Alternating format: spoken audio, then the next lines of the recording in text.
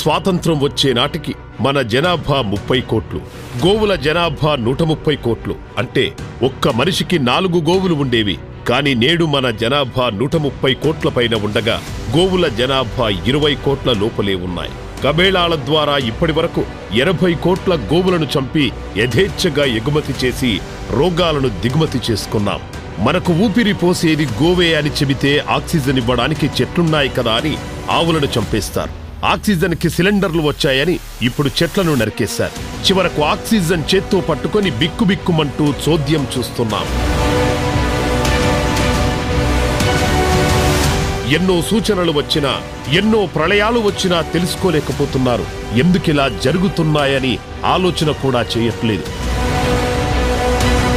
కాని కాలంలో వర్షాలతో ముంచేస్తోన్న దానికి కారణం కనుక్కోలేకపోతున్నారు. కరోనాతో ప్రపంచం మొత్తం అతలాకుతలమవుతున్నా, అతివృష్టి అనావృష్టితో పిట్టల్లా రాలిపోతున్నా, క్షణంలో ఆవిరవుతోన్న బతుకులు కంటి ముందే అయినవాళ్లు విగత జీవులై ఊపిరి వదిలేస్తున్నారు. ఏ ఇల్లు చూసినా ఇలాంటి గుండెలు పిండేస్తున్న దృశ్యాలే. సర్వనాశనమైపోతా సార్. ఇంకా మనిషి అనేవాడే ఉండడు సార్. వచ్చింది సార్ పోయే కాలం. పాపం బాగా పండిపోయింది. అందుకే సార్ ఏదో ఒక రూపంలో ఇట్లా కరోనా అని వేలకి వేల లక్షలకి లక్షల కోటికి చేరుతాయి సార్. శవాలన్నీ కోటికి నాశనం అయిపోతారు. పాపం పుణ్యం అంతా పండిపోయింది. పేద బీద అనేది ఏం లేదు, పోయింది సార్ అంతా నాశనం.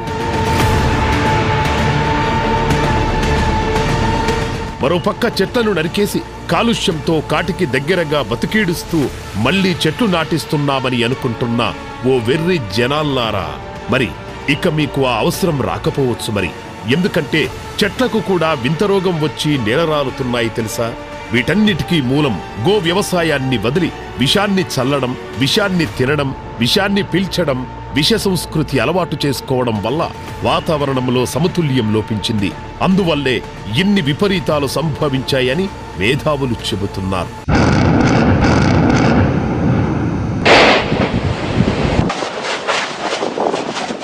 వాతావరణాన్ని సమతుల్యంగా నడిపించాలంటే గోవు వల్లనే సాధ్యమని తెలుసుకోండి.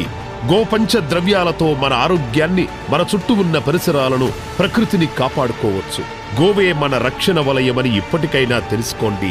చెట్లు బతకాలన్నా, అంతరిస్తున్న అడవులు పునరంకితమవ్వాలన్నా, ప్రకృతి శాంతించాలన్నా గోవు బతకాలి.